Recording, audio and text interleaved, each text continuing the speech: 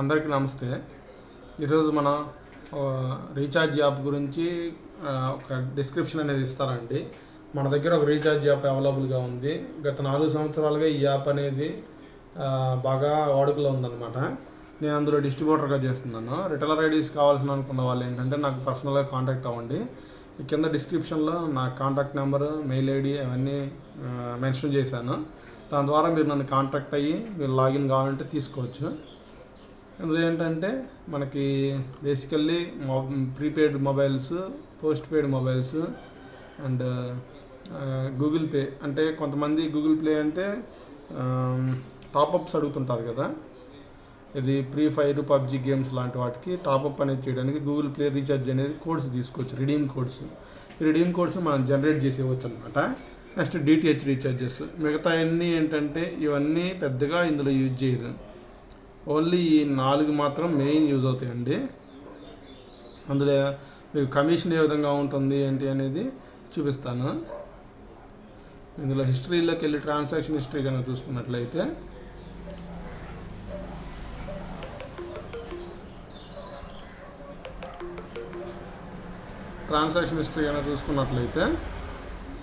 మనకి ఈ విధంగా మనం చేసిన రీఛార్జెస్ అనేది చూపిస్తాయండి.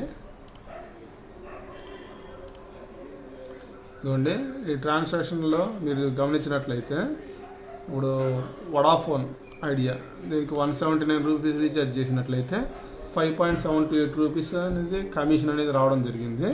ఇందులో 100% సక్సెస్ రేట్ అండి. ఎక్కడా మనకి ఫెయిల్యూర్స్ లేవు, అన్నీ సక్సెస్ రేట్లే అనమాట. అది కమిషన్, మీకు కమిషన్ పర్సంటేజ్ రూపంలో మీకు ఏ విధంగా అర్థమవుతుందంటే ఇప్పుడు మనకి ₹5.78 5.728 వచ్చింది కదా కమిషన్, బై మనం రీఛార్జ్ చేసింది ఎంత ₹179 ఇంటూ 100 వేసినట్లయితే మీకు కమిషన్ అనేది ఎంత పర్సెంటేజ్ అని చూపిస్తుంది. 3.2% అనమాట వడాఫోన్ ఐడియాకి. అండ్ ఎయిర్టెల్కి 299 చేస్తే 5.681.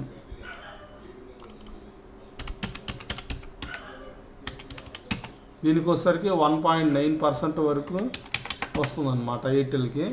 నెక్స్ట్ డిటిహెచ్లు అనమాట, Airtel DTH, Sun Direct DTH. వీటిని కనుక చూసుకున్నట్లయితే ఎయిర్టెల్ డిటిహెచ్కి ₹10 6/6 కమిషన్ రావడం జరిగింది బై 333 అనమాట. ఇంటూ 100 వేసుకున్నట్లయితే 3.2% రావడం జరిగింది. ఇక్కడ సన్ డైరెక్ట్ చూసుకున్నట్లయితే 7.471 బై 241 ఇంటూ 100 ఇక్కడ 3.1 రావడం జరిగింది. అంటే నియర్లీ 3.1 లేదా 3.2% అనేది మన దాంట్లో కమిషన్ రూపంలో లభిస్తుందండి. 100% సక్సెస్ రేటు, ఎక్కడైనా ఫెయిల్యూర్స్ లేవు. అండ్ డిటిహెచ్లో మనకున్న వెసులుబాటు ఏంటి అంటే డిటిహెచ్లో కస్టమర్ పేరు అనేది మనకు డిస్ప్లే అవుతుందండి. వాళ్ళ ప్లాన్ కూడా చూపిస్తుంది. దాన్ని బట్టి మీరు ప్రొసీడ్ అవ్వడానికి అవకాశం ఉంటుంది. ఇప్పుడు ఎగ్జాంపుల్ ఇక్కడ ఉన్న నేను డిటిహెచ్ కస్టమర్ నెంబర్ తీసుకొని ఇక్కడ ఎంటర్ చేయడం చూస్తాను. చూడండి, అది సన్ డైరెక్ట్ అనుకోండి. ఇక్కడ కస్టమర్ ఇన్ఫో ఉంది కదా, దాన్ని టచ్ చేస్తే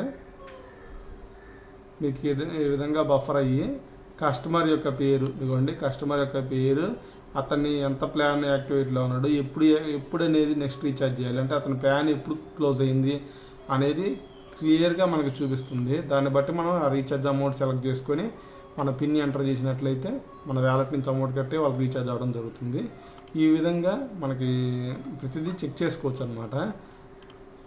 ప్రీపెయిడ్లో కనుక అయితే మనం ఇక్కడ మొబైల్ నెంబర్ ఎంటర్ చేయగానే ఆటోమేటిక్గా దాని సర్వర్ అనేది ఆటోమేటిక్ చూసుకుంటుంది. ఆ మొబైల్ ఐడియానా, ఎయిర్టెల్, జియోనా అనేది మనకు తెలియకపోయినా, ఒక్కోసారి కస్టమర్ చెప్పలేకపోయినా మనం ఆ నెంబర్ ఎంటర్ చేయగానే ఆటోమేటిక్గా ఇది సర్వర్లో చెక్ చేసుకొని ఆటోమేటిక్గా పాపులేట్ అవుతుందండి. ప్లాన్స్ కూడా చూసుకోవాల్సిన అవసరం లేదు. ప్లాన్ మనకు తెలిసినట్లయితే డైరెక్ట్గా ప్లాన్స్ ఎంటర్ చేసేసి సబ్మిట్ చేసేయచ్చు.